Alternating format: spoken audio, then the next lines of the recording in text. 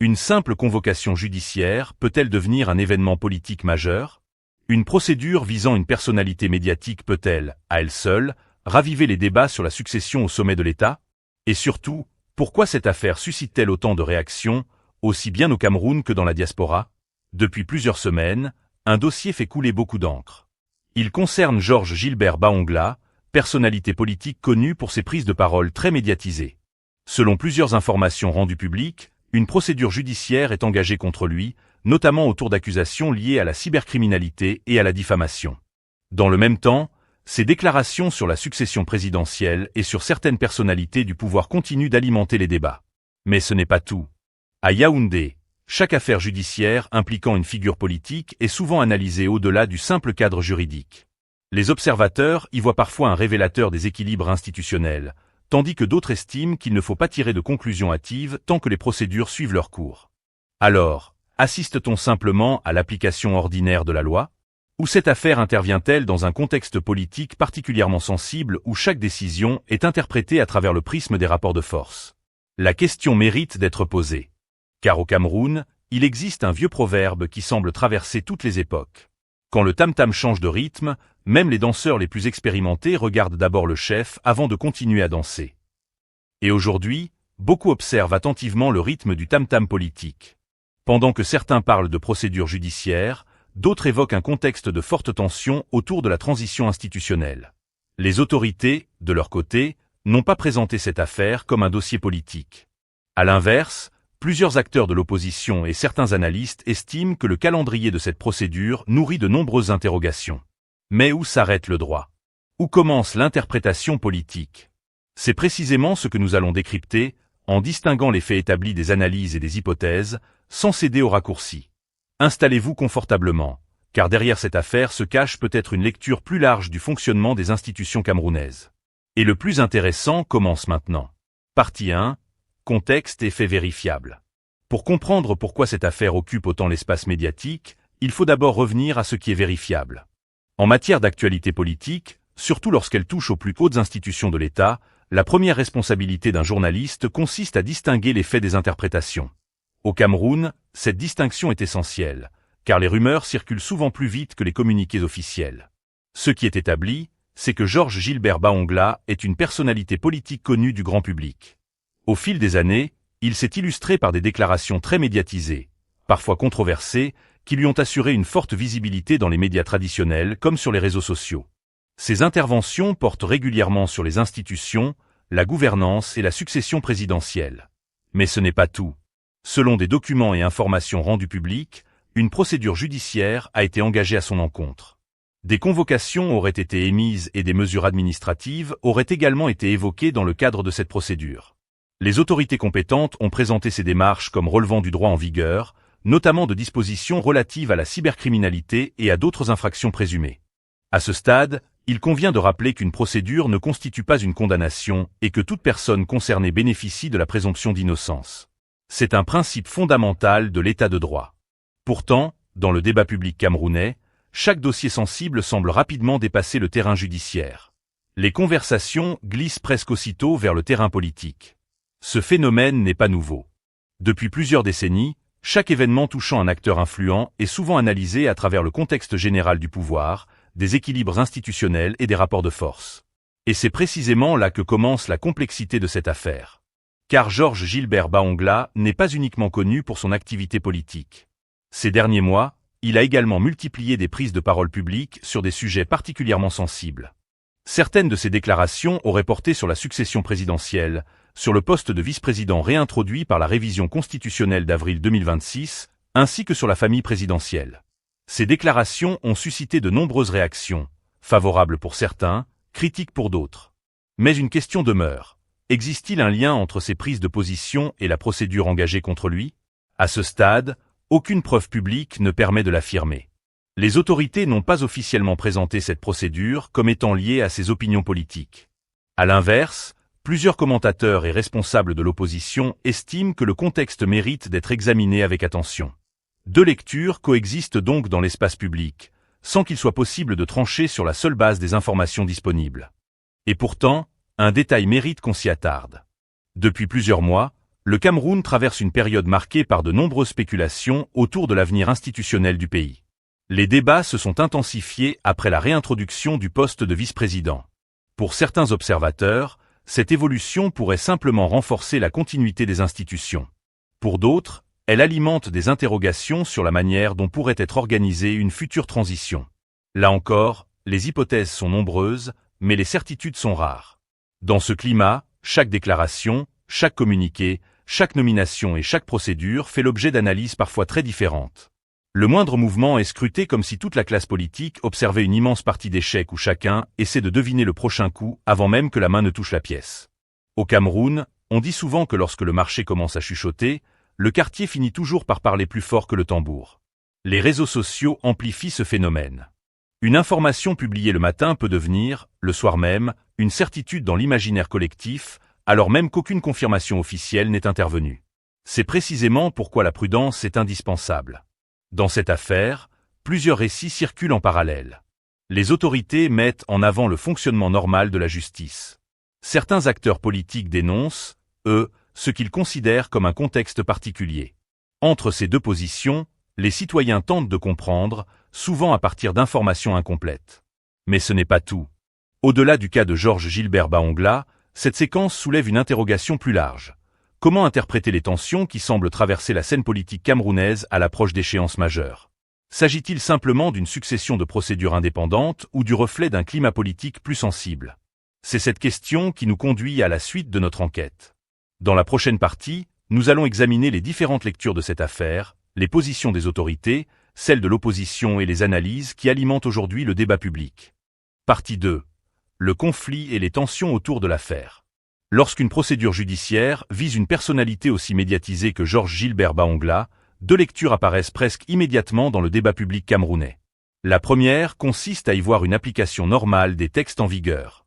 La seconde estime que le contexte politique mérite d'être pris en compte pour comprendre la portée de l'affaire. Entre ces deux approches, les certitudes sont limitées, mais les interrogations sont nombreuses. Mais ce n'est pas tout. Pour les autorités, les procédures judiciaires relèvent du fonctionnement normal des institutions. Dans cette logique, lorsqu'une infraction présumée est signalée, les services compétents sont appelés à agir conformément à la loi, indépendamment de la notoriété ou du statut politique de la personne concernée. Cette lecture insiste sur le principe d'égalité devant la loi et rappelle qu'une enquête ou une convocation ne préjuge pas de l'issue judiciaire. Sous cet angle, le débat ne porterait donc pas sur des considérations politiques, mais sur le respect des procédures prévues par les textes applicables. Les autorités n'ont d'ailleurs pas officiellement présenté cette affaire comme un dossier lié à la succession présidentielle. Pourtant, une autre lecture circule. Plusieurs responsables de l'opposition, ainsi que certains analystes et commentateurs, estiment que cette procédure intervient dans un contexte particulièrement sensible. Selon eux, il serait difficile d'isoler totalement cette affaire du climat politique actuel, marqué par les discussions autour de la transition institutionnelle, de la révision constitutionnelle et des spéculations sur l'avenir du pouvoir. Cette position ne constitue pas un fait établi, mais une analyse exprimée dans le débat public. Et pourtant, un élément attire l'attention. Depuis plusieurs mois, les réseaux sociaux camerounais sont devenus un véritable champ de bataille politique. Chaque déclaration est décortiquée, chaque vidéo est partagée, chaque rumeur est amplifiée. L'information circule à une vitesse telle que les démentis arrivent parfois bien après que les opinions se sont déjà formées. Au Cameroun, on pourrait presque dire que Facebook, WhatsApp et TikTok tiennent désormais des réunions permanentes où chacun se proclame analyste politique, constitutionnaliste et parfois même porte-parole officieux du palais. Le téléphone est devenu le nouveau conseil des ministres du quartier. Chacun y nomme son gouvernement avant même que les autorités ne publient un décret. Voilà toute l'ironie de notre époque. Autrefois, on attendait le journal de 20 heures. Aujourd'hui, certains attendent le premier message WhatsApp du matin pour savoir si un ministre aurait été remplacé, avant même que l'intéressé ne l'apprenne lui-même. Mais derrière cette satire se cache une réalité plus sérieuse. Les réseaux sociaux occupent désormais une place centrale dans la formation de l'opinion publique. Les autorités comme les partis politiques en sont conscients. Chacun tente d'y défendre son récit, de convaincre, de répondre ou parfois de démentir des informations qui circulent rapidement. C'est dans ce contexte que les prises de parole de Georges Gilbert Baongla ont retenu l'attention. Certaines de ses déclarations sur la succession présidentielle et sur des personnalités publiques ont suscité des réactions contrastées. Ses partisans estiment qu'il exerçait sa liberté d'expression. Ses détracteurs considèrent, au contraire, que certaines déclarations dépassaient le cadre du débat politique. Qui a raison? À ce stade, il appartient aux juridictions compétentes d'apprécier les faits qui leur sont soumis. Le rôle du journaliste n'est pas de rendre un verdict, mais d'exposer les différentes positions. Mais ce n'est pas tout. Une autre question revient avec insistance. Pourquoi cette affaire prend-elle une telle ampleur aujourd'hui? Plusieurs observateurs avancent que le contexte institutionnel actuel explique en partie cette forte médiatisation. Depuis la réintroduction du poste de vice-président, les spéculations se multiplient. Chaque mouvement au sommet de l'État est interprété comme un possible indice sur l'évolution du paysage politique. Faute d'informations officielles sur certaines questions débattues, les hypothèses se multiplient, souvent sans pouvoir être vérifiées. Dans ce climat, une simple procédure judiciaire peut rapidement être perçue, à tort ou à raison, comme un signal politique. C'est précisément cette perception qui nourrit aujourd'hui les discussions. Et pourtant, un autre détail mérite réflexion. Au Cameroun, l'histoire politique montre que les périodes d'incertitude institutionnelle favorisent souvent une multiplication des interprétations. Les mêmes faits peuvent être lus de manière radicalement différente selon les sensibilités politiques. Là où certains voient la continuité de l'État, d'autres perçoivent des signes de recomposition. Là où certains parlent d'application de la loi, d'autres évoquent un contexte qui mérite d'être interrogé. Finalement, la véritable bataille ne se déroule peut-être pas seulement devant les institutions. Elle se joue aussi dans l'opinion publique, où chaque camp cherche à imposer son interprétation des événements. Et c'est justement cette bataille des récits qui nous amène à la prochaine étape. Car derrière les déclarations, les procédures et les réactions, plusieurs questions demeurent sans réponse. Dans la troisième partie, nous allons décrypter les enjeux institutionnels et les scénarios évoqués par différents observateurs, en distinguant toujours les faits établis des hypothèses qui alimentent le débat. Partie 3. Décryptage et mise en perspective. Au Cameroun, il existe une vieille expression populaire. Quand le vent souffle sur les feuilles du manguier, chacun croit savoir d'où il vient, jusqu'à ce que le vent change de direction. Cette image résume parfaitement le climat politique actuel. Les certitudes sont rares, mais les interprétations abondent. Chacun observe, chacun commente, chacun essaie de lire entre les lignes. Pourtant, entre ce qui est officiellement établi et ce qui relève de l'analyse ou de la rumeur, la frontière reste parfois difficile à distinguer. Mais ce n'est pas tout. L'affaire concernant Georges Gilbert Baongla dépasse aujourd'hui le seul cadre d'une procédure judiciaire dans le débat public. Non pas parce que les autorités l'ont présenté comme tel, mais parce que de nombreux observateurs l'inscrivent dans une séquence politique plus large. Cette lecture existe, elle est débattue, mais elle ne constitue pas un fait établi. Alors, pourquoi cette affaire suscite-t-elle autant de commentaires? Peut-être parce qu'elle intervient dans une période où chaque événement est interprété comme un indice. Au Cameroun, lorsque l'actualité politique devient silencieuse, le moindre bruit finit parfois par ressembler à un tambour. Et là, le tambour résonne fort. Depuis plusieurs mois, les réseaux sociaux sont devenus une immense place du marché. Autrefois, on allait au marché Mokolo, au marché central ou à Sandaga pour acheter du poisson ou des tomates. Aujourd'hui, certains y vont encore, mais ils repartent surtout avec des analyses politiques. Au quartier, chacun a désormais son cabinet d'expertise. Le vendeur de beignets explique la Constitution. Le conducteur de moto analyse les équilibres institutionnels. Le taximan connaît déjà le prochain gouvernement, avant même que les ministres eux-mêmes ne soient au courant. Le retraité, assis devant la boutique, affirme avoir une source très sûre. Quand on lui demande laquelle, il répond simplement « Mon petit, mes informations viennent de très haut ». Et quand on insiste, on découvre finalement que « très haut » signifie un groupe WhatsApp. Voilà le Cameroun. Mais derrière cette caricature affectueuse se cache une réalité sérieuse. Les réseaux sociaux ont profondément transformé la manière dont les citoyens suivent la vie politique. Une déclaration publiée le matin peut faire le tour du monde avant midi. Une vidéo de quelques minutes peut provoquer des centaines de débats. Une capture d'écran peut parfois être partagée des milliers de fois avant même que son authenticité ne soit vérifiée. Et pourtant, l'information rapide n'est pas toujours une information exacte. C'est pourquoi le travail journalistique consiste précisément à ralentir lorsque tout le monde accélère, à vérifier lorsque tout le monde partage, à poser des questions lorsque tout le monde affirme. Et cette différence est essentielle. Dans le cas présent, plusieurs lectures coexistent. Selon les autorités, les procédures judiciaires suivent leur cours normal. Selon certains responsables de l'opposition, cette affaire mériterait d'être replacée dans un contexte politique plus large. Entre ces deux positions, les citoyens observent. Ils comparent. Ils attendent. Ils s'interrogent. Mais une autre question apparaît. Pourquoi la succession présidentielle occupe-t-elle une place aussi importante dans les conversations publiques, même lorsque le sujet officiel semble être tout autre? Là encore, plusieurs analystes avancent des explications différentes. Certains estiment que toute période marquée par des réformes institutionnelles entraîne naturellement des spéculations. D'autres rappellent que les successions politiques, partout dans le monde, donnent souvent lieu à une multiplication des hypothèses, parfois contradictoires.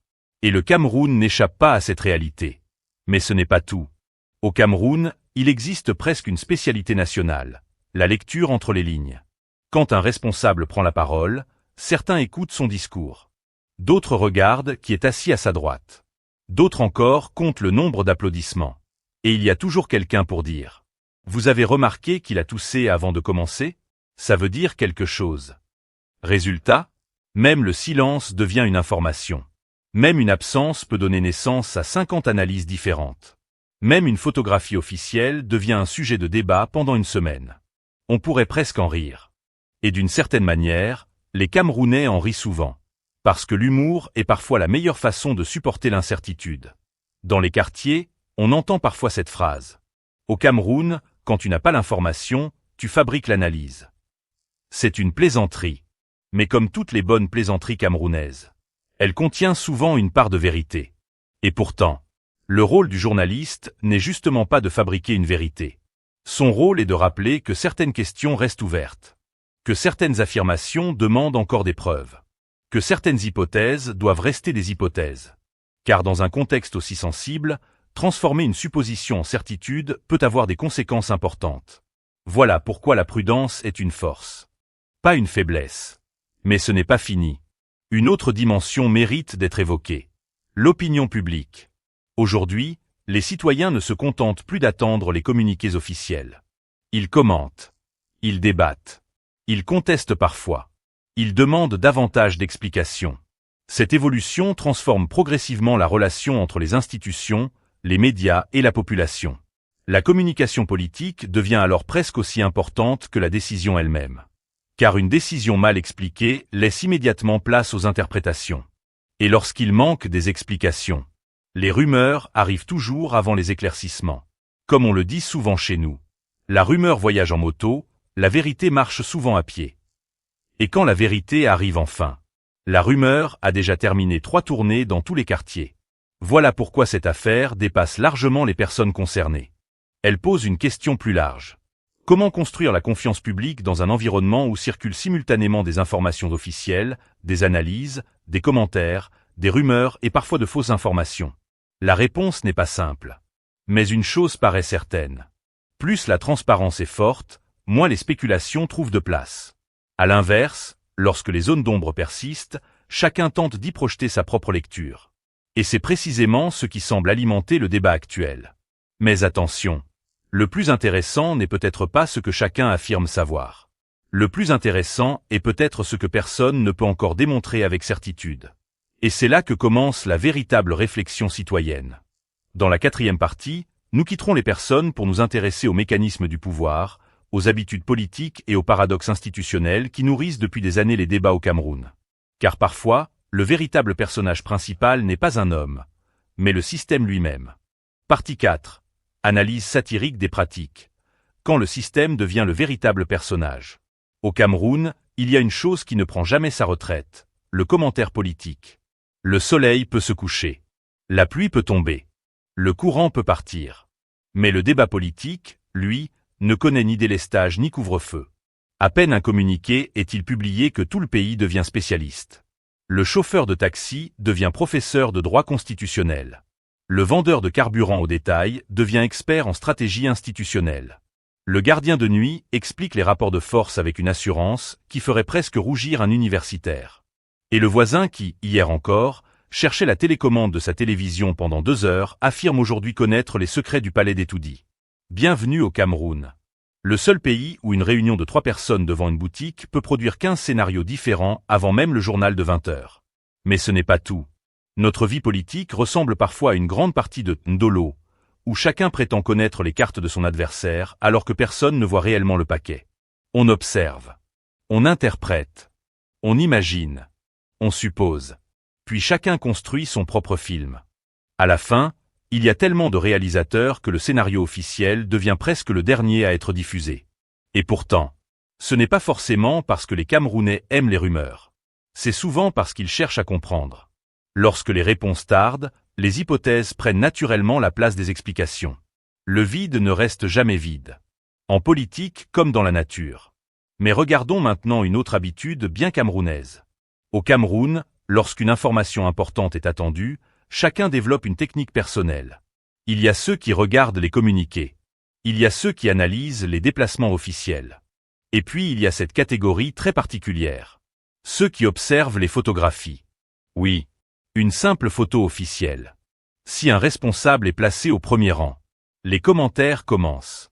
S'il est au deuxième rang, les commentaires recommencent. S'il sourit, on cherche une signification. S'il ne sourit pas, on cherche une autre signification.